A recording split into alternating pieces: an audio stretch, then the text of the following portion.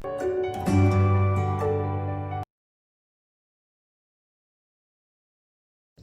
students, welcome to the online classes of Triveni Memorial Senior Secondary School.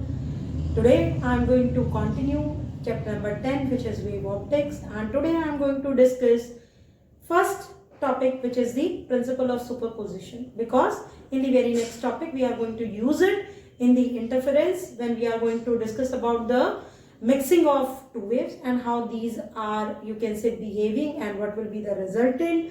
So before that I wish to discuss first topic, which is principle of superposition. So what principle of superposition states? So principle of superposition, as you can see here, when a number of waves traveling through a medium superimpose on each other at an instant of time, then the resultant displacement is always the vector sum of the individual displacements of the wave at that time. So this is the principle of superposition. So just by the, you can say, definition, we are not getting in what it is saying. So in the simple way, if mathematically I wish to write what is superposition principle, then simply you can see that the net displacement of the resultant wave is given by y, and it is equal to y1 plus y2 plus up to so on plus y, and that is the individual displacement of the wave. First wave has a displacement as, say in example, y1, second is having y2, and up to so on. Nth wave has the net displacement as yn. So the resultant displacement is always the vector sum. Please have a note of it. Vector sum of the displacements of the individual wave at that time.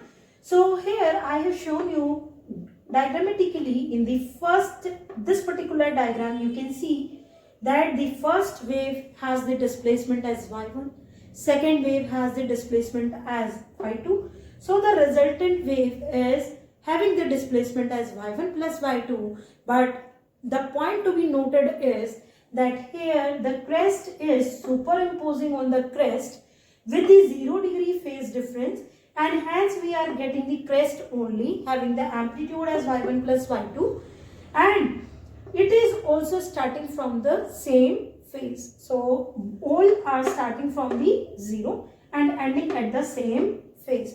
So this is when crest is, you can say, superimposing on crest, it results in crest only. Now in the second case, you can see that one trough is superimposing on the second trough and resulting in the amplitude as y1 plus y2, but the resultant is also a trough. And here also we can see that both of these two waves which are superimposing in each other having the 0 phase difference.